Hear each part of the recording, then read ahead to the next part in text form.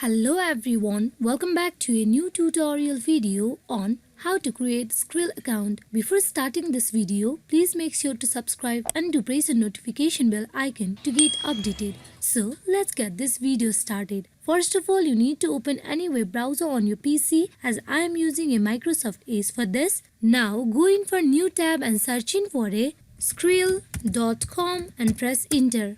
Skrill is a digital wallet provider which offers a range of online payment and money transfer services. At the official webpage of Skrill, you can see the option of register. You click on register on top right corner.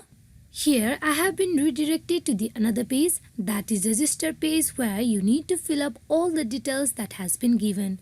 First of all, you need to provide your first name, last name. Now go in for selecting your country by clicking on drop down menu. Now you go in for providing your email address.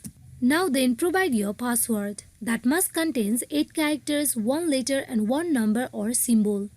After you fill up all the details, you need to click on register. Here you need to do certain verification. Click on verify. As you can see, my Skrill account has been created. This is how you can create a new account on Skrill. Hope this video is fruitful for you all on how to create a Skrill account. Thank you.